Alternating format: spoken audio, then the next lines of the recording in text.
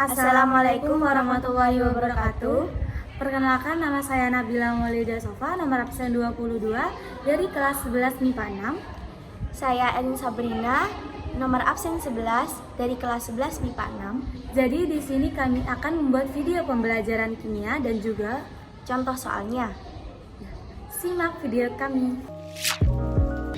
Sistem koloid. Pengertian dari sistem koloid adalah sistem di mana suatu zat tersebar merata ke dalam zat lain. Zat yang menyebar adalah zat terdispersi. Sedangkan medium tempat menyebarnya zat terdispersi disebut dengan medium tempat menyebarnya zat terdispersi, medium pendispersi. Sistem koloid dibagi menjadi tiga. Yang pertama, sistem dispersi halus atau larutan. Yang kedua, sistem dispersi koloid. Yang ketiga, sistem dispersi besar atau supersi. Perbedaan larutan koloid dan supersi. Larutan memiliki kurang dari 90 pangkat 9 molar. Koloid memiliki 10 pangkat min 9 sampai 10 pangkat min 7 molar, sedangkan supersi memiliki kurang lebih dari 10 pangkat min 7 molar. Larutan memiliki satu fase, sedangkan koloid dengan supersi memiliki dua fase. Larutan homogen, sedangkan koloid dengan supersi heterogen. Larutan jernih, koloid dengan supersi tidak jernih. Dan larutan tidak bisa disaring, koloid dengan supersi bisa disaring. Larutan stabil, koloid relatif stabil, supersi tidak stabil. Koloid tidak memisah, larutan tidak memisah, koloid suka memisah, supersi mudah memisah. Jenis-jenis dari sistem koloid. Berdasarkan fase terdispersi, medium terdispersi dari sistem koloid, maka koloid terbagi menjadi 8 jenis. Nah, untuk mudah mengingat dari jenis-jenis koloid, perhatikan caranya. Jika fase terdispersinya padat dan medium pendispersinya cair, maka jenis koloidnya adalah solid. Dan jika fase terdispersinya cair dan medium pendispersinya cair juga, maka jenis koloidnya adalah emulsi.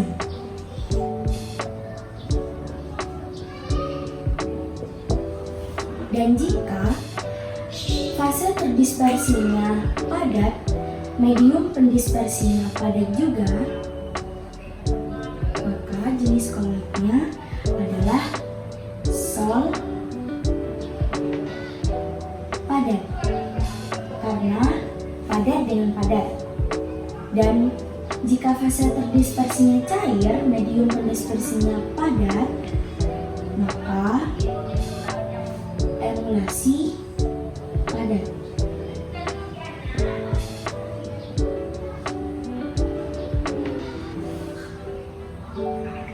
Dan jika fase terdispersinya gas, medium pendispersinya cair, jenis koloidnya adalah buih.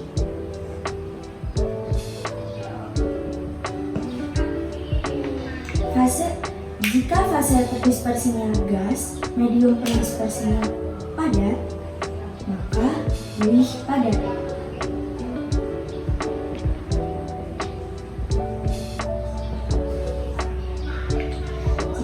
Fase terdispersinya padat, medium pendispersinya gas, maka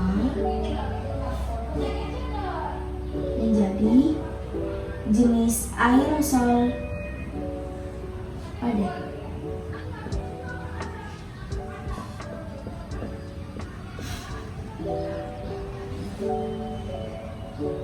Dan jika fase terdispersinya cair, medium pendispersinya gas, maka jenis koloidnya adalah aerosol.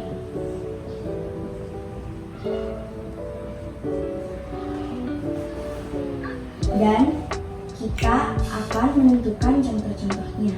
Dan kita akan menentukan mana contoh yang termasuk jenis sol padat, sol padat, sol atau jenis koloid lainnya. Kita ingat saja bahwa antara fase dispersi dengan medium, pendispersinya itu yang lebih dominan adalah medium pendispersi, sehingga fase dari contoh koloid yang kita lihat ini umumnya adalah sama dengan medium pendispersinya. Misalnya, padat dalam cair berarti umumnya fase dari contoh koloid yang kita lihat adalah cair atau padat dalam gas. Berarti umumnya fase koloid atau contoh koloidnya adalah gas. Jadi di sini saya akan menjelaskan tentang contoh soal sistem koloid. Nah, di sini ada soal 1 dan 2. Nah, kita bahas soal yang pertama, yaitu pasangan zat berikut yang membentuk sistem koloid adalah.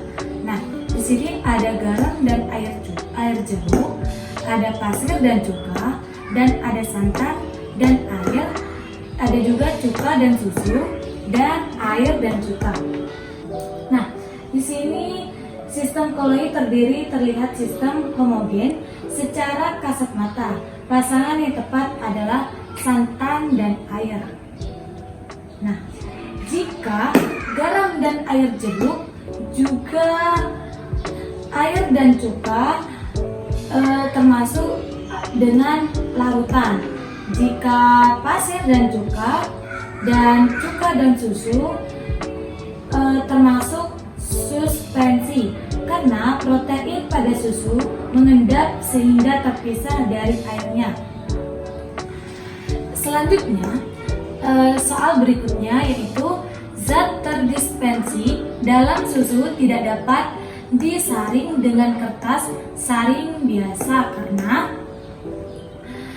yang A, larutannya satu fase, yang B, zat terdispersi tidak stabil, yang C, ukuran partikelnya 10 pangkat min 7 dikurangi 10 pangkat min 5 cm.